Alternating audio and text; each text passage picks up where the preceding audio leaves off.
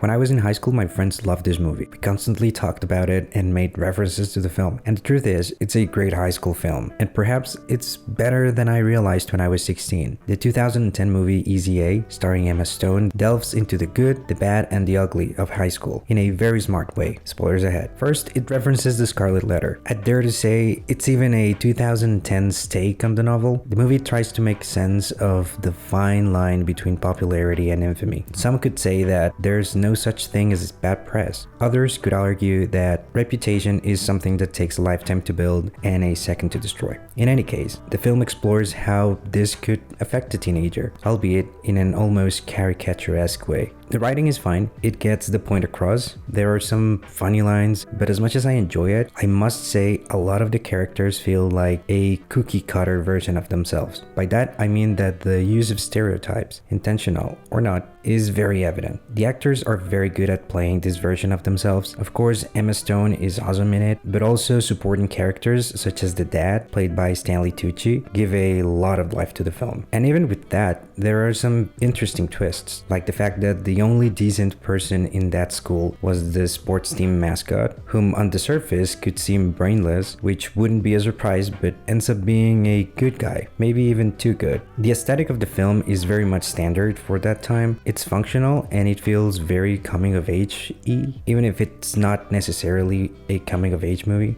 There are some very interesting camera moves that help to show how she's feeling and how rumors spread across. One thing I don't understand is why people are so emotionally invested in what other people do. I kinda get it with celebrities, but during high school it feels dumb. This isn't a commentary on the movie, but on high school power dynamics. The movie also shows a very curious concept, which is the fact that some people just want to feel cool and say that they did something instead of actually doing it. We all had that guy in school who said he did all sorts of things with girls and at parties, and probably he spent his weekends playing video games. Not that there's anything wrong with that, it's just that lying about it is kind of silly. At the end of the day, we are just trying to impress people who didn't even care about us in the first place. Another very good aspect of VZA is how family relationships are portrayed. The parents aren't the bad guy. In fact, they are very understanding and open to listen to their daughter's needs. We've all been there. We mess up, it's part of growing up. Now, the parents' job should be to guide like they do in the movie. The movie almost feels like it's intentionally mocking other teenage films from that time, such as Mean Girls, of which I made a video about if you want to watch it. One thing this movie gets right is the music. The song choices are top tier. Sometimes they even made me laugh.